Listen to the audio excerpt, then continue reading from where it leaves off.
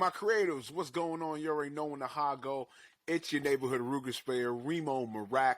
We're here for another edition of Cuts. You know what the Cuts stand for? Culture, urban, technology, and sports. Now, my creatives, I ain't gonna hold you, man. We always bring you talent from under the acronym. You know what I'm saying? Also, potent figures and potent profile figures as well. Nonetheless, definitely have here a definitely potent figure, definitely heavy hitter in the film industry game, and as well as entertainment, and as well as a well-known novelist as well. I got Dennis L. Reed II in the building. Dennis, what's good, man? How you doing? How's everything? Good, man. How are you? Hey, nothing, man. I'm blessed and honored you gave me your time to speak up with you. You know what I'm saying? Shout outs to Francis. You know what I'm saying? Francis is somebody that I've met over time. You know, I met her during New York Fashion Week. You know what I'm saying? And we've connected, well over the years and networked. And I definitely let her know about my podcast.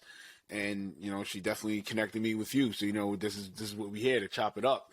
You know what I'm saying? But it don't have to be an honor when we family. It just happened. Yeah, that's facts. Yeah, and you know what I'm saying, and definitely reading up on you, man. I see the major things that you're doing for the creative. So let's definitely get right into it. Like, take us into the feeling of you being head of original films at Homestead Entertainment. Like, take us into that feeling, and also to being of a BIPOC. You know what I'm saying, like. Take us into like that daily process, and as well as the feeling of, oh, you know what, I'm the head of content, or head of original films here on this platform. Take us into that. I really know how I feel because it's just I have never been nothing but in charge. So it's like it's just normal to me. Okay. I think it's dope to be able to help more people. Like being able to make more films and also bring in more films to our company and knowing that I'm be able to change some people's lives, that's the shit to me. I love doing that. Knowing that somebody kid gonna be able to go to college because, this is what we doing, that's like very important to me, you know. But just the feeling of just doing it, it's natural for me. Okay. All right. That's what's up, man. And also too, the piggyback off that, like, there's also been a change in the last decade, right? It's definitely a change of people of our color, you know what I'm saying? Black people just definitely taking over in a sense of the leader positions to control the narrative, or for that much for a matter to really distribute, our content to where it needs to be. Like, do you feel in your heart of hearts that it's definitely going to continue as the years go on, or do you feel like there may be a minor stop in the path of the journey of that? I didn't understand the question. Oh no, sorry about that. So pretty much saying that of your insight of seeing, like, over the years and your experience of coming into film and everything, as of late, the last decade or so, you have there's a abundance of, like, film creatives and directors thereof of our color, of black people that are now coming into those positions. In your heart of hearts, do you see it definitely continuing, or do you see it like a minor stop? What's your take on that? I feel like it's gonna be more because more people are just doing it. It's like people is back in the day. It was just so hard to make a movie. Right. You only thought about I'm only gonna be able to be in a theater. You know what I mean? That's all. We didn't know how to do that. When you just a kid from the hood, we go watch the movie. You don't never really honestly think that you're gonna be the person behind the camera. The biggest thought that you probably had was being in front of the camera. Right. But now more people are just like, yo, fuck that. I want to be behind the camera. I want to learn how to do distribution. I want to learn how to direct and produce. You know, because I think more people, especially in this generation, is trying to be able to control the content and instead of just let other people, tell our story. Like people be cracking on me because I always be like, yo, I have never watched The Color Purple, right? Mm. But why should I?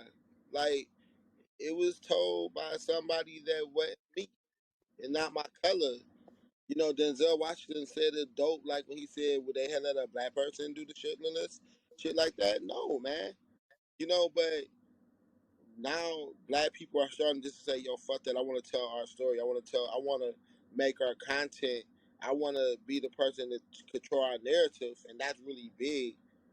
You know, like with me right now with Homestead, well, with really with Dentistry Productions, like I'm having women direct now.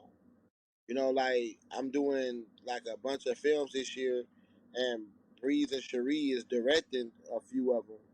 You know, because I'm learning that the more of us that we help, the more of us that can tell our story, the more our stories can be told, and then it's power and more. It's always power and more. You know, when you want to be the only one, that's not a good thing, and more people are thinking like that. Yeah, that's what's up, man. And then let's definitely stay on that with Homestead. Like, in your heart of hearts, what do you feel separates y'all from the other film distribution and streaming platforms as well? Like, what's significant about you guys? You know, you definitely did touch on about having more black women directors, but also too, what else adds on to that significance? What makes us different is that we really honestly care. I've been with a few different distribution companies, and when I decided to start Homestead with Rob, Lynn, and Sean, I knew that it was certain shit that I just didn't want our filmmakers to have to go through. Right. And what comes with that, being real with you, I understand why those distribution companies do what they do sometimes. Because when you tell people, yo, you could call between 10 and 3 to get your numbers Monday through Friday, people will be calling at 8 o'clock at night and then be mad that you didn't answer the phone. Not knowing that any other distribution company, you got to send an email, wait for email to come back. Email may be like 3 or 4 weeks, 3 or 4 days, whatever it may be, you know, and people tend to take advantage of it. Or Mm. even, you know, when people, since I am a filmmaker, they be like, yo, why should I come to you when you're going to be giving more love to your film than you get to my film? You know, Mm. and I be like, yo, that's like thinking so black right now.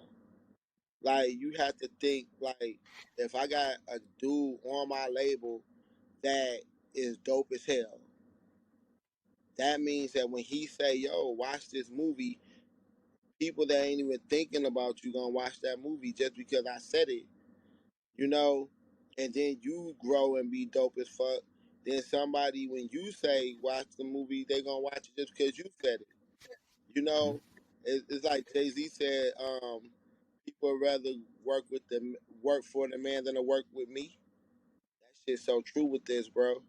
You know, and on the homestead, I've learned so much. It be filmmakers that know they should come to us, know that we making a bunch of people a lot of money, but they would rather work with somebody else because hey, we black. I've heard that from black people. Like I can't That- do it.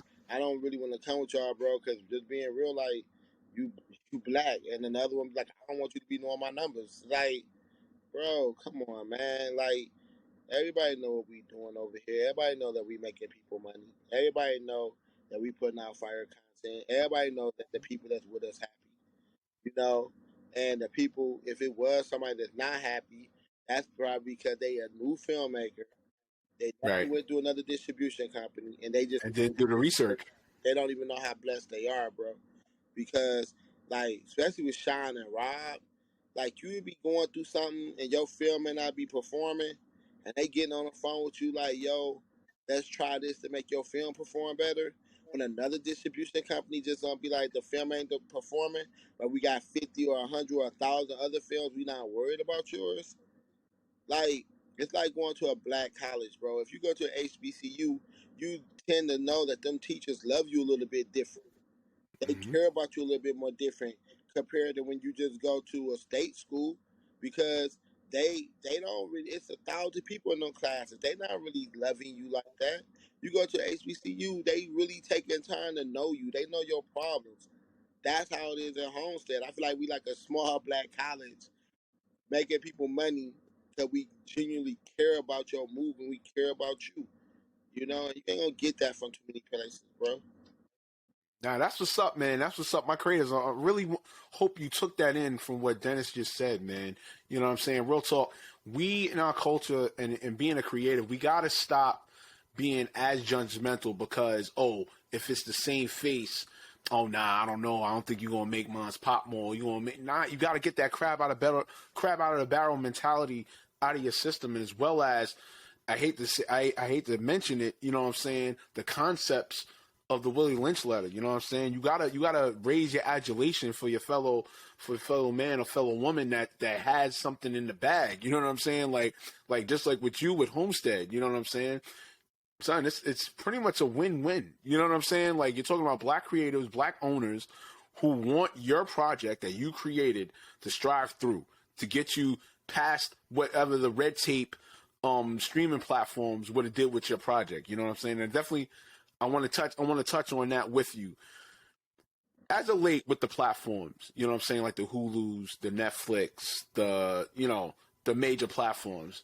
Do you feel in a sense that they're taking almost like a politician type of feel to them? Like they'll tell you like, hey, we want to invest in urban content and internet and independent content, but then the flip side is that's not what you really were backing on. You know what I'm saying? Take us into what you feel about as of late with these type of platforms.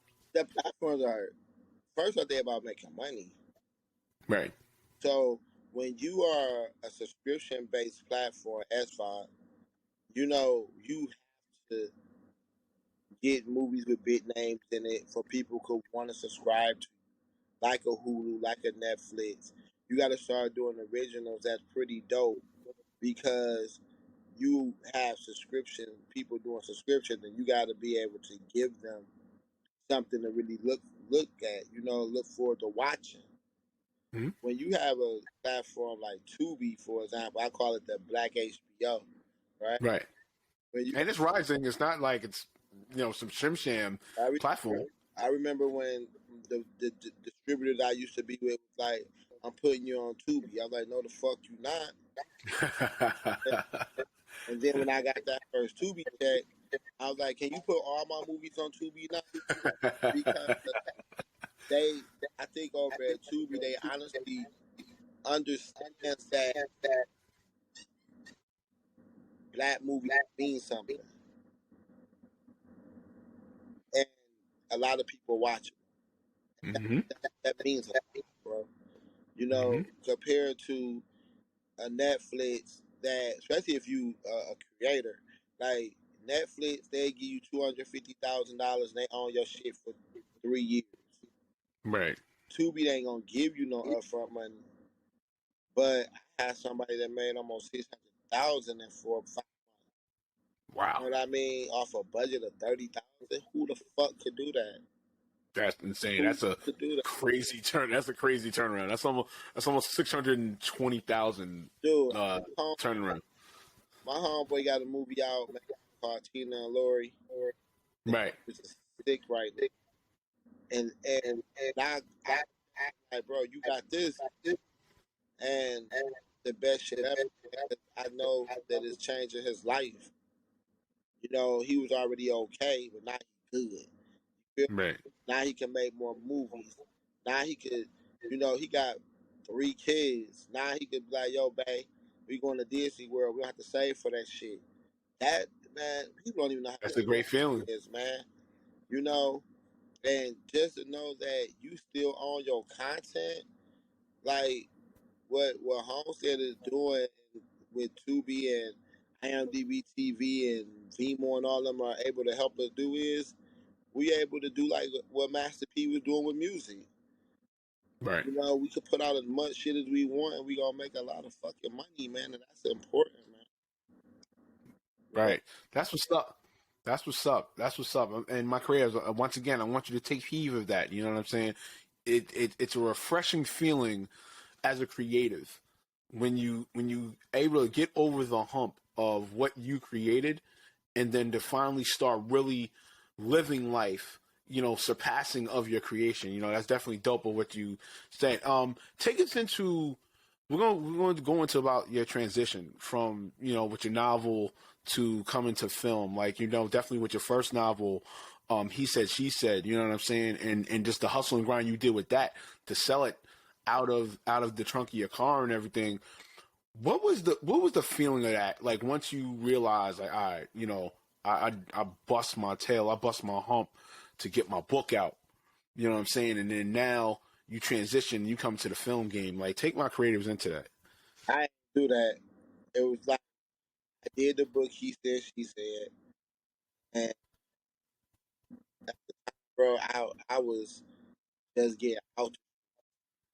Like literally, I got up April 2005, and then like early that next year, I'm bringing. He said, she said. Right. You go from making $1 amount to making pennies, bro. Like literally making $200-300 a weekend.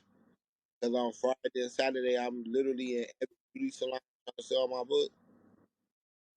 Like seeing all my fake ass friends leave, seeing the people that I say I love not being there, and it was just like, all right, fuck it, just gotta work, just gotta work. And then I wrote another book called True Law, and then it was just like I kept on just looking at Michael Bazin, you know what I mean? And he was like, he was about to do a play, and I was like, I'm gonna do a play. Then I rented out this little theater, bro. We sold that bitch out, went crazy. Then we just kept on doing it. And then I did a big play, that bitch lost. So it was like I finally had like 50,000 to play with, and then we lose. Everybody turn their back on you because you owe motherfuckers money, and they don't tell you, they don't say like, yo, he paid me or he paid me late. They just be like, the motherfucker ain't pay me. They don't never say,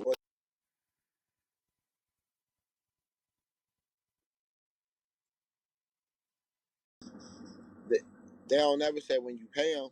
So it was just like, once I was able to get good with that, I did my first movie, True Law. That was after my second book. And I remember getting jerked by the distribution company. You know what I mean? And it was just like so many ups and downs. And I was just like, bro, this shit is for the birds. You know? But it was like I did a TV series, got jerked. It was just like everything was just fucked up. And then when I did First Lady, I remember I didn't even have distribution, bro. I had met the one distribution company in LA, and hadn't talked to them in like over a year.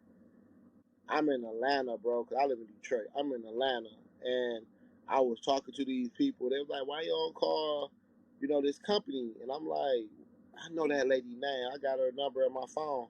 I call her. She just straight bossed up on me, like, don't ever call my phone.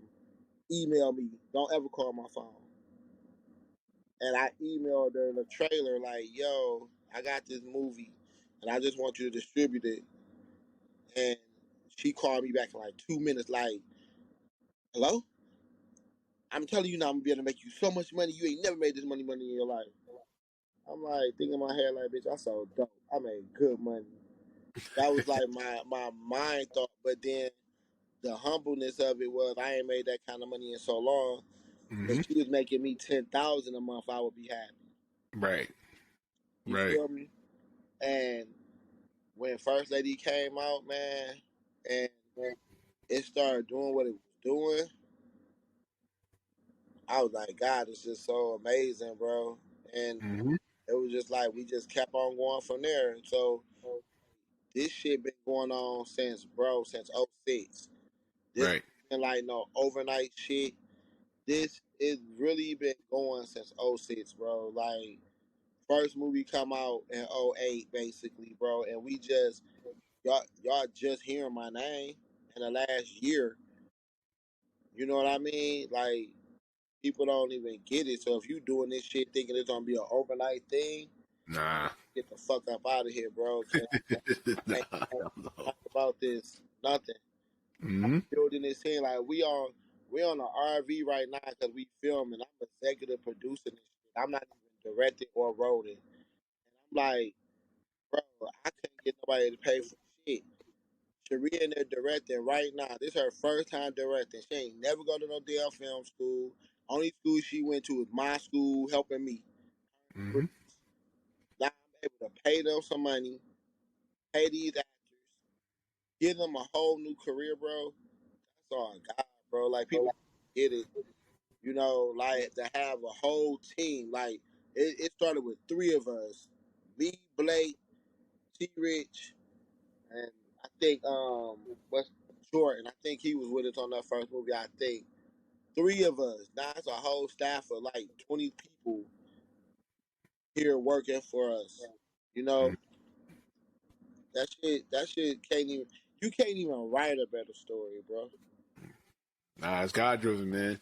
It's God driven, man. That's dope, man. In real talk, my creatives, like I said before, man. You got when you hear these type of stories, this is what Cuts is all about, man. I mean, we're 4 seasons in, we're 4 seasons strong, and we just continuously aim for those figures that have the stories that could be relatable to you. You know what I'm saying? And I'm glad Dennis is talking about the years he put in.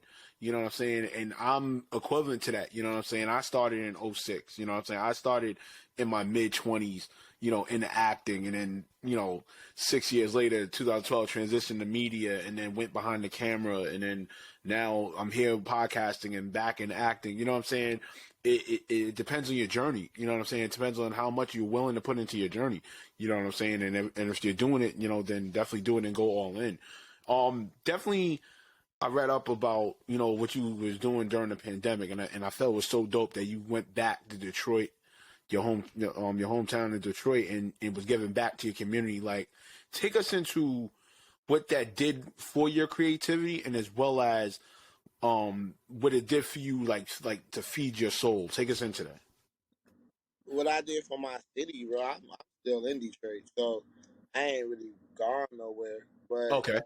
you know, shit, I own bars and restaurants, bro. So you can't be eating and you ain't feeding people. That dog gotta take all that shit away from Mm-hmm. you. So it's funny because I looked at what Kill O'Neal said the other day. Like every time I go out the house, I'm doing something for somebody. Dog, I've been doing that shit since I've been making anybody money. Like, Right. so when they close the schools, I take my son to school every. Well, at the time, I was taking my son to school every day, and we understood that going to school, that's where they ate at. Sometimes they couldn't eat at home, bro.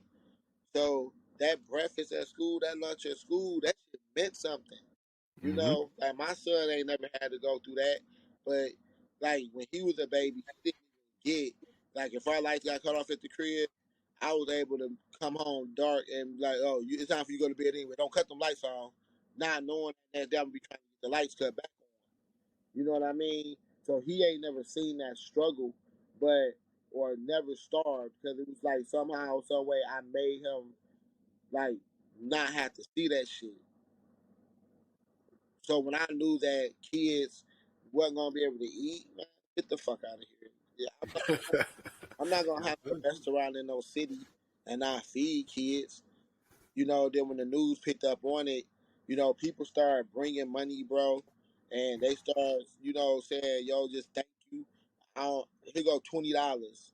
Here go $5." Like in my head, I had a budget for $10,000. Like we gonna take $10,000 worth of food is a lot of food, bro. Right? So I'm like, we just gonna do 10,000. Man, I ain't gonna even lie to you, bro. I ended up doing like 2,000 because the whole community came and was just like, here, bro. Like, you know how dope that is, bro? It just take one motherfucker to say, let's do it and be positive about it. Everybody started doing it. That's why you gotta surround yourself around dope people because that shit contagious, bro. Mm-hmm. Mm-hmm. That's what's up, man. That's what's up, man. Yo, and really truly, what I'm saying, definitely honored and of having you on here. And I really don't want to. I know because you're busy, you got to go, but definitely want to get this last question out.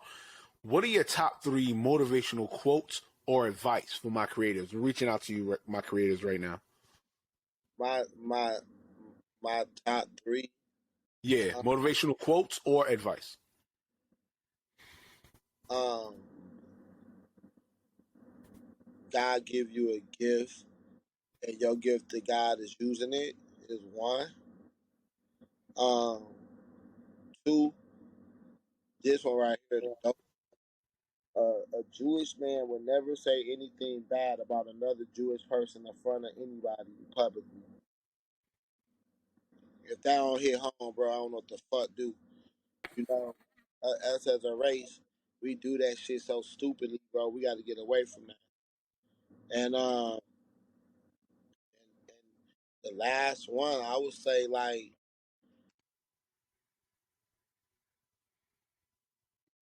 Yes. last one will probably be what goes on in my house stays in my house. Mm-hmm. And people probably don't get that when it comes to just being in the house. But like if me and my team beefing, the only people that's supposed to know me and my team beefing Is is you and your team. right. And we should never beef that hard that at the end of the day you can't be like I love you. Like you could do if you on my team, you could do almost anything to piss me off, Right. right? But if I genuinely love you, Mm-hmm. I'm not gonna ever fuck over you. We still got to be family at the end of the day. Still gotta You make know, this money. We still gotta, like, protect this product. it's a brand. You know, Mm-hmm. so I could be really, really mad at you today, but the only people that's supposed to know that we're mad at each other is us. If it go past us, that's when it's a problem. That's when you can't be my family no more. You know what I mean? Because it's like you can't. Everybody is not meant for us. You know what I Right. mean? Like everybody can't be with us. So if you telling all our business, man, get the fuck out of our lives, man, because this shit right here is a secret society with us. So those are my three. All right, that's what's up. That's what's up, Dennis, man. Real talk, man. Once again, like, as I said, honored and dopeness and pleasure and honor speaking with you. Nonetheless, man, my creators should know about you. We all should know about you. But let everybody know where to follow you at, where to connect with you, and even for my future filmmakers, where to connect with you, even if they have a project. Well, if you got a project, man, just go to home. Um, leave a note there. Somebody gonna call you. It's probably gonna be my cousin Sean. But following me is Dennis Reed with two eyes on Instagram. Then just Dennis Reed on Facebook, and then the same thing Dennis Reed two eyes on IG. And Dennis Reed. I mean DR2 Productions. At the website. Then you can find my movies on Tubi. Just put in Dennis Reed the second. All that shit come up, man. First Lady 1 through 3. Paper Heart. He said, she said, Indictment. I Declare War, the TV series. And my first movie, True Law.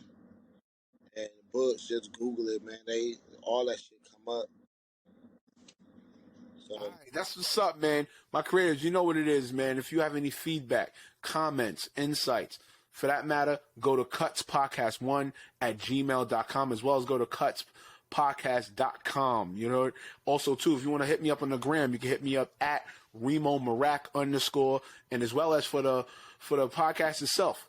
C.U.T.S __ on Instagram, you heard? And also, too, if you want to go to my personal website, go to Reem'oMeerak.com. Nonetheless, this was another great episode 84 of Cuts Podcast. You know what the Cuts stand for. Culture, urban, technology, and sports. You know my hashtag, my creators. You know how we going out with this. PTC. That's pound that chest. Come on, man. You know what it is, man. We out here. Peace. It's yours truly, Reem'o Meerak, a.k.a. Chef Reem'o. Yeah, you hear it cuts. You know what the cuts stand for. Culture, urban, technology, and sports. Now, for the latest features, content, interviews, and more, click that subscribe button. Come on, man!